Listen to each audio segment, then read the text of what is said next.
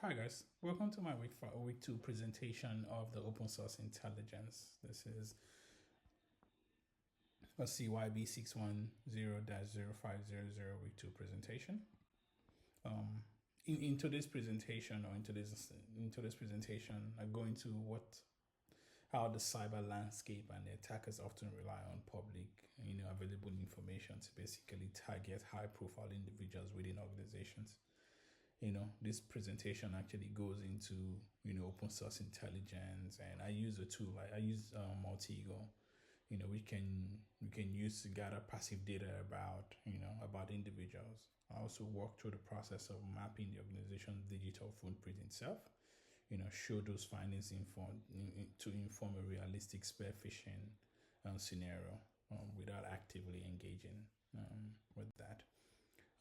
This diagram here just shows my installation of Multigo in my Kali Linux instance and created a free account to start the process.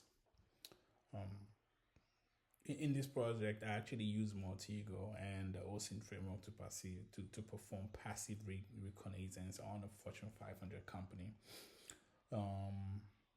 The goal was to map out the public facing attack surfaces using only just legal, non-intrusive methods and discovering domains, the subdomains, whatever their third-party services, and then social or code exposure could be. And more the infrastructure and the social footprint, and then just data aggregation and export footprint as well. The board member profile I use, the company I use is McKesson.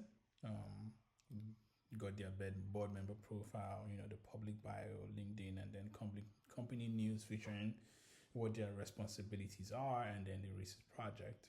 Their email format was in first and last name, at McKesson.com. The subdomain discovered was the board portal on McKesson.com, and then investors at McKesson.com.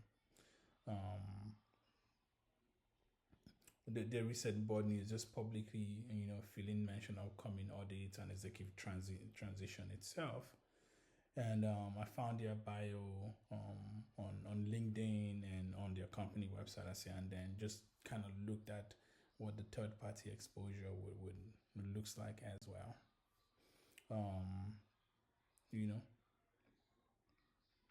And this just goes into this is a brief a screenshot just showing the board of directors that I found for the Maxis, which is James H. Hinton. And this right here goes into this shows the footprint of James H. Hinton for McKesson. Goes into all of the third party sites and everything that is linked to him and the company itself. Based on the passive information, I crafted a realistic spear phishing email targeting Jace Heaton. The message just urges him to update his MFA before an audit, using industry language and a fake domain that looks legitimate. This kind of targeted phishing could easily bypass basic employee suspicion, especially when paired with real executive details that goes into updating, their MFA, or two-factor authentications and all that. Legally, penetration testing, even simulated phishing, must stay within written authorization and follow the CFAA. From a Christian viewpoint, integrity, honesty, and transparency are required. The deception of phishing is justified only if it serves the organization's safety. From a Muslim perspective, testers are bound, to respect contracts, act with trust and just trustfulness, and avoid causing harm. In both worldviews, for me, both in the Muslim and in the Christian worldview, the ultimate aim is to protect, not to actually exploit. And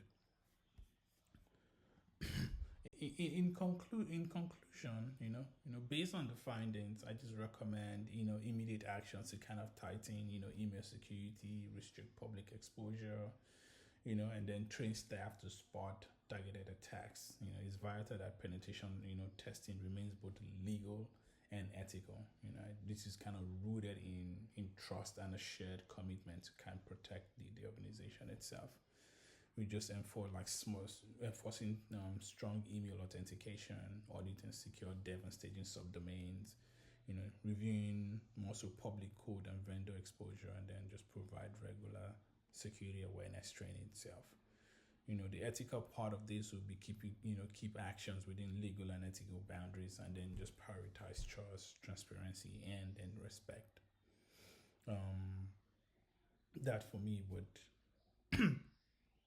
kind of help in securing an organization. Thank you very much. And we just go into some reference of materials that was used in this whole documentation process. Thank you very much.